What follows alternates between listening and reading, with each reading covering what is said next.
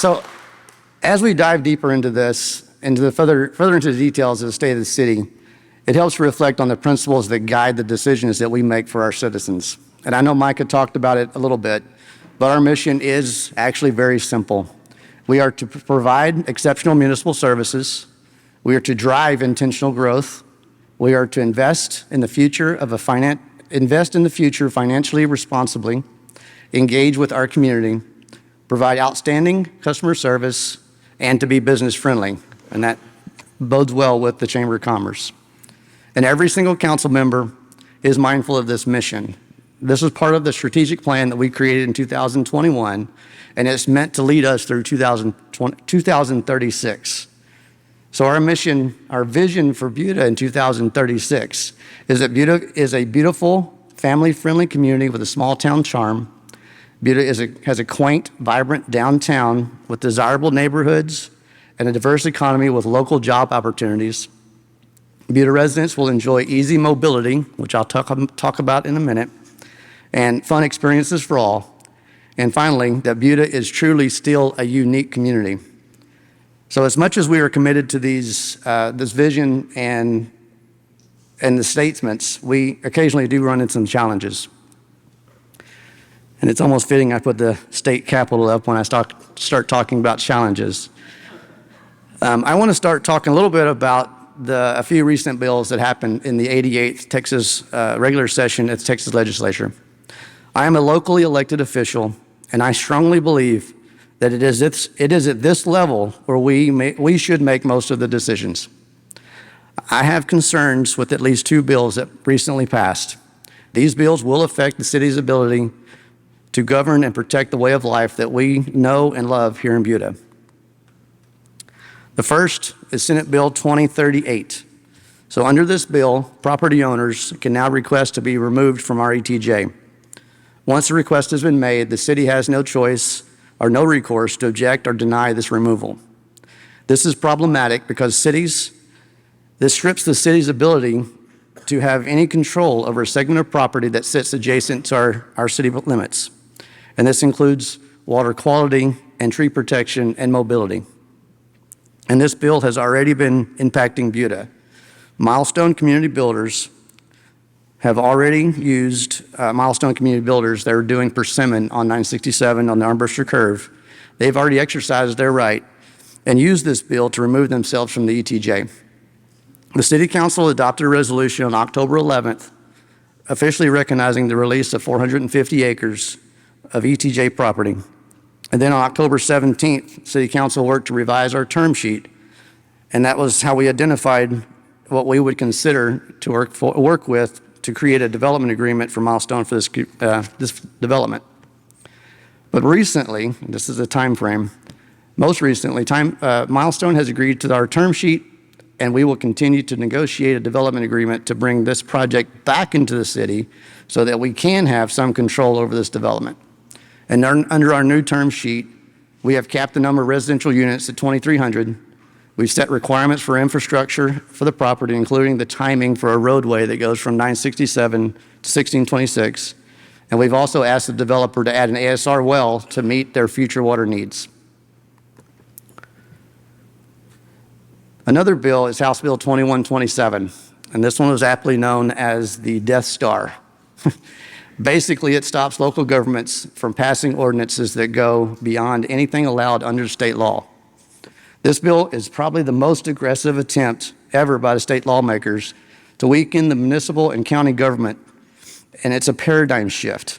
And I say paradigm shift because just 2 sessions ago, the state previously touted that local control is the best way to govern Texans.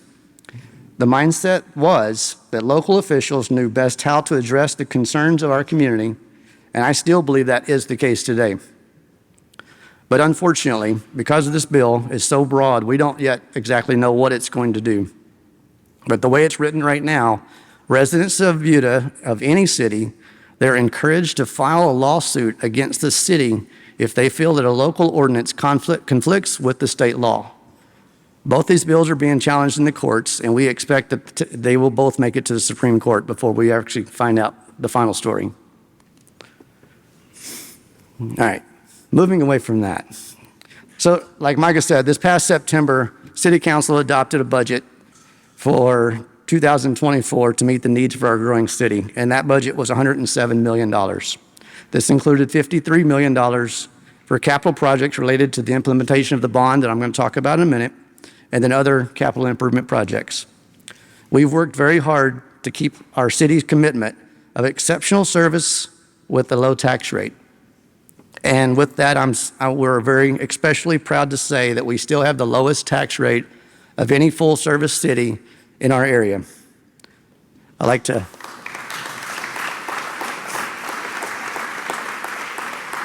this is when I like to remind people that the average citizen in Buda, of your property taxes, only 17% go to the city of Buda, and that's about $85 per month.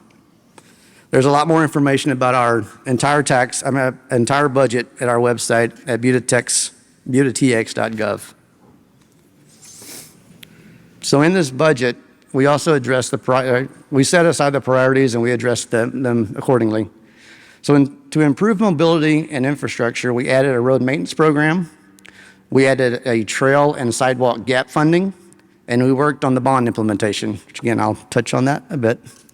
We have improvements and repairs planned for City Park, for Garrison Park.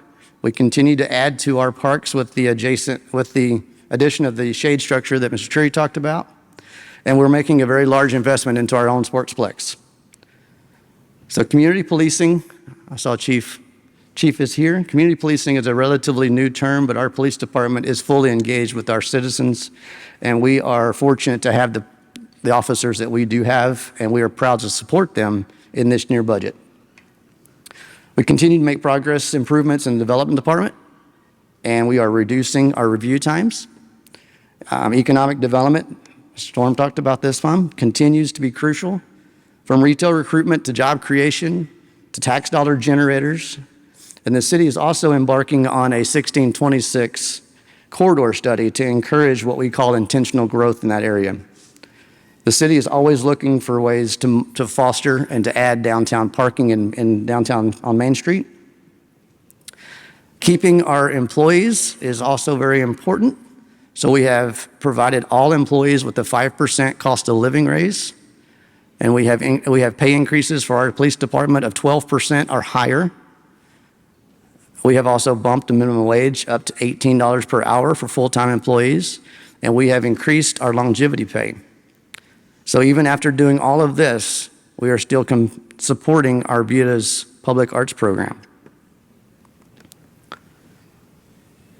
So let's talk about bonds a little bit. Now I'd like to switch gears and talk about bond 2021.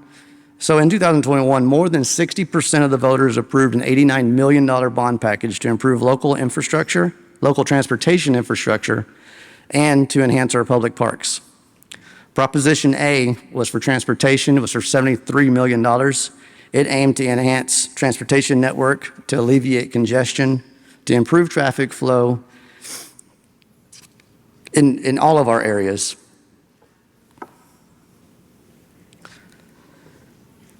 So the city allocated a significant portion of this transportation bond for West Goforth and Old Black Colony Road. And these are two of the largest bond packages, or two of the largest road projects that Buda has ever taken on. These are aimed to address critical needs in these areas for new development. Again, congestion relief, drainage upgrades, and pedestrian connectivity. But before I go on a whole lot farther here, I'd like to call out, recognize Mr. Colin Struthers, who was sitting right here. So it was back in 2019, and I wrote in my notes here, one of our local establishment, I believe we were at the tavern, where we were talking about what Buda needs. And Colin called it a moonshot.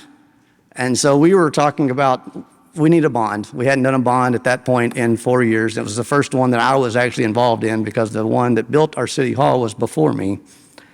But it was time for Buda. We were growing very fast and we needed another bond. And he called it a moonshot. And that was, in that conversation, was the expansion of West Goforth. So you can't really see it on the map, but West Goforth, widening West Goforth, That road improvement with what we're doing on the other side of Onion Creek at Cold Springs and the other bridge over Onion Creek, that's going to ultimately provide commuters another east-west connection that will take you from 1626 all the way to the freeway. So that's a large deal. That's 967 improvements. The other thing that we're working on now in that bond package was the Old Black Colony Road improvements.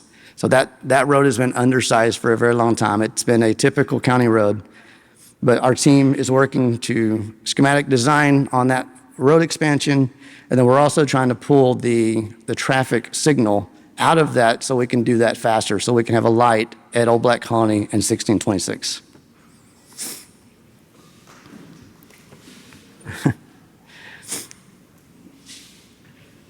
All right, so City Council also allocated in a portion of the bond discretionary funds for design improvements of East Main Street.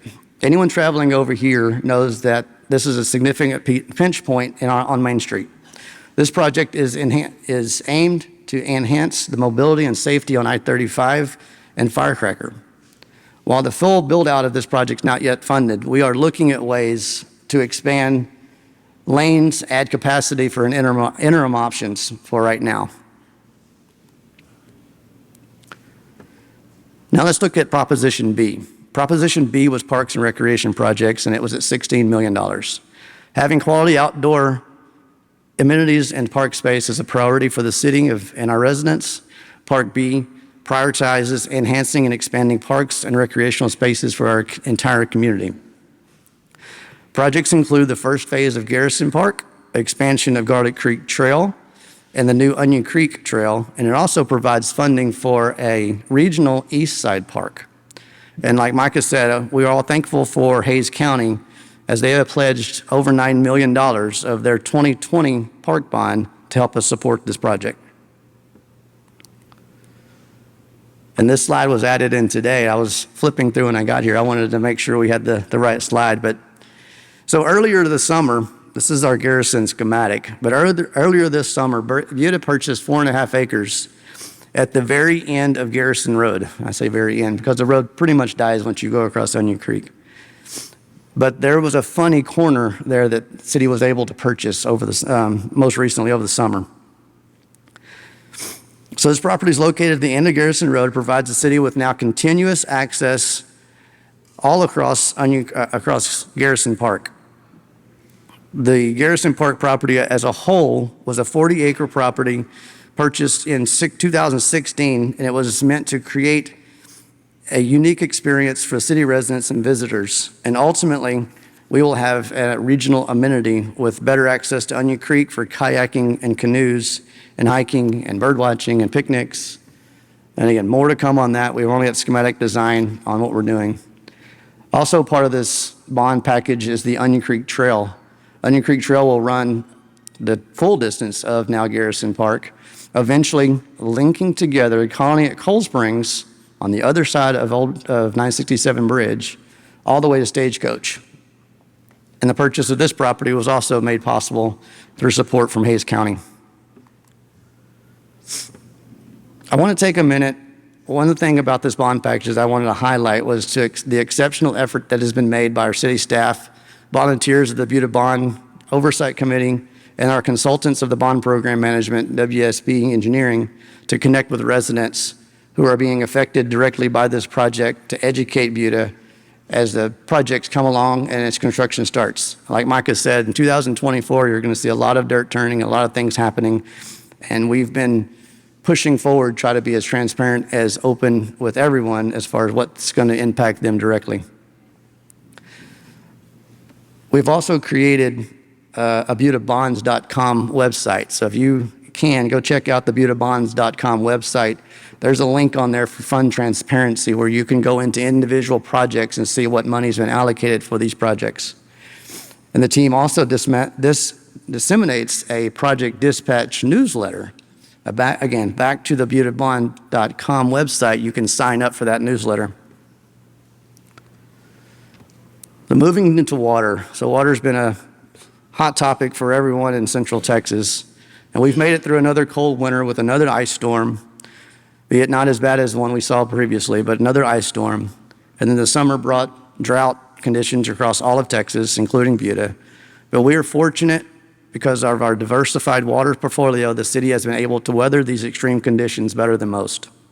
So the city's main water source is from GBRA. It's the Guadalupe Blanco River Authority through Canyon Lake, which is now in a stage 2 reductions. Although it is at an all-time low, Canyon Lake is still 65% full. And by comparison, some other lakes in our area, like Lake Travis, is only 35% full. Our second main source of water is groundwater from Edwards Aquifer, and it's nearing historic lows as well. And the city has curtailed their pumping in our own wells by over 30% to reduce the impact on the drought on this aquifer. And the next sources, if you see the pie chart, the next sources of water will eventually come from Alliance Regional Water Authority, which continues to make progress on their $325 million project to pipe groundwater from the Carrizo Wilcox Aquifer on the other side of Lockhart to cities and suppliers along I-35. So this project is expected to start delivering water in 2024 and will deliver water starting in 2025 directly here to Buda. So I've taken out some of the charts as far as the pie charts and the numbers. I am a numbers geek, but I did like this one. I want to talk about this a little bit. So Buda recently became only the 5th water system in the state authorized to use for public consumption via aquifer storage recovery. So we've said ASR. People throw around the term ASR all the time. That's aquifer. I can't say it. The ASR well. So this was a $1.9 million project that began design in 2018 and received approval from the Texas Commission on Environmental Quality to operate in a water system last November. This project will allow the city to store water. It seems conceptually difficult, but we're literally storing water in the ground when we can. We have times of access so we can pull it out in times of drought and our emergencies. And this will further strengthen our resiliency as a water system. And since coming online, the city has been able to store water in our ASR, and we hope to continue to do that over this winter. And just for reference, the Cabela's water tower that everyone sees is 1 million gallons. Since last November, we've been able to store 20 million gallons in our ASR well, and we believe that there's upwards of 100 million gallons in capacity at that one location. So let's talk about development. This year, the city has seen about 60 applications related to zoning, development, subdivisions, LOIs, special use, and site plans, and we average about 90 per year, and that's trend is staying solid. This does not give justice to all the inquiries, all the random questions, the development review committee meetings that we've held over the past year. I've said it in the past, and this still stands true. There are very few pieces of property in Buda that don't have some sort of conceptual idea on them right now today. And this slide is on purpose to be kind of full and busy, but Buda's issued a number of certificates of occupancy in 2023. Mr. Turi talked about a few of them, but if you see that chart, there's over 40 C of O's that happened in the city of Buda this year. We had everything from renovated Speedy Stop store, gas station, car wash, the RDO John Deere dealership, coffee shops, and all the wonderful restaurants on Main Street. There are more developments coming on the horizon. Some of the residential developments that we've already talked about in previous years that are still in the works are the Porches of Dupree, the Colony at Cold Springs, Firecracker Row, Persimmon, Green Meadows Townhomes, Sunfields, Alpine Multifamily, Sunfield Slate, and Hillside Creek Subdivision. Now let's take a closer look at a few of these. So Stonefield 35 Industrial Park is sitting on 23 acres. It's located northeast intersection of I-35 and Hillside Terrace. This has 3 industrial office type warehouses producing 27,000 square feet of office space and 247 square feet of warehouse space. This project is under construction and near completion at this time. Other warehouse ventures, and this doesn't give it justice because it's a monster. Other warehouse ventures are coming on board in the city that will bring in more employment opportunities and hopefully more tax generation. Stream developers are working on 5-building warehouse complex that's situated south of West Goforth and between I-35 and Loop 4, with street entries on West Goforth and I-35 frontage. These buildings comprise almost 1 million square feet, and the first buildings will be online the first quarter 2024. So Ashera Properties is working on a new development called The Well. It's at 1835 Main Street. The project will entail 31,000 square feet of retail space consisting of a 2-story building, a strip center, and a single-tenant building site. So the anticipated completion for the first building in this site is later in 2024, and that is right on Main Street, kind of across the street from Willie's. So Buda Crossing at Old San Antonio Road and Cabela's Drive will consist of 2 multi-unit commercial buildings for retail and restaurant space. That development is permitting and is under construction now. And yes, that is the project that's sitting next to the old Arby's. So we have a number of projects that are ramping up that we anticipate breaking ground, and you'll see more on in 2024. Azure Modern Living is a development that is under review and proposes a 4-story mixed-use building that's located on 2 acres at 221 East Main Street. The building will have 8,000 square feet of retail and commercial space on the first floor and 58,000 square feet of multifamily space on the top 3 floors.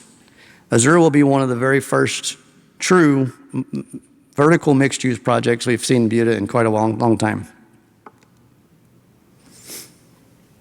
Buda Gateway, again, the renderings of this building look very impressive, but Buda Gateway is a development on 48 acres. It's the northeast corner of South Loop 4 and Robert S. Light. It proposes to have 5 industrial warehouse buildings, and they'll have a combined total square footage of over 500,000.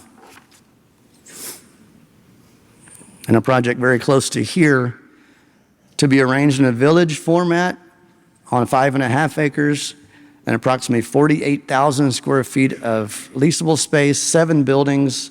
The corner of Main will house restaurants, outdoor dining, and retail. This mixed-use project will be situated at the corner of Main and Firecracker, and hopefully we'll start to see some tenants early in 2025. And the last one for today is West Oak. So West Oak is a proposed 44-acre development that's located on 1626 near Coal Springs. It'll have, the commercial space will make up about 16 of those acres. This would include 54,000 square feet of retail space, 19,000 square feet of restaurant space, and 12,000 square feet of entertainment space, along with 600 multifamily units sitting in the back. This project is still going through the development process, and they are expected to come to a development agreement maybe as early as next month. So these are just a few of the exciting things that we have on the horizon. There are many other in early stages that we'll get to next year, and you might see some stuff jump online. I wanted to, it's my last slide, just a warning. I want to touch on a concept here that I thought was appropriate. So I recently reread a book called Good to Great by Jim Collins. And I felt that a section of this book related very well with what we're doing and what we're accomplishing here in Buda. And I like the quote, you can read it with me. It's, "A flywheel effect is a metaphor for the cumulative impact of sustained efforts and strategic initiatives over time. It emphasizes the idea that consistent, well-aligned actions can generate momentum, making it easier for an organization to achieve its goals." So imagine with me for a second a very large, heavy flywheel.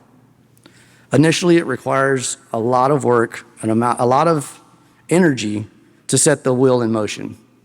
But more and more people and departments and organizations, including inside, outside entities, get in line, working together, the wheel begins to turn. And with continuous application of force, this leads to increased speed and momentum. I believe this is true in Buda. The coordinated effort that you've heard others speak about today, over time, is building momentum, and this building momentum driving positive outcomes. I invite you all to walk along Main Street on a Friday night or anytime on a Saturday, Come visit one of our upcoming events. Buda is significantly changing. Our flywheel is turning slow, but we are consistently reinforcing our shared vision and our collaborative efforts, internal and external. We are making significant progress. The sustained momentum will lead us to long-term success and resiliency for our city. And with that, I have spoke long enough, but I did want to say again, thank you all for coming today. Thank you for taking your time, having lunch with us today. I believe that the Buda's future looks bright, so thank you.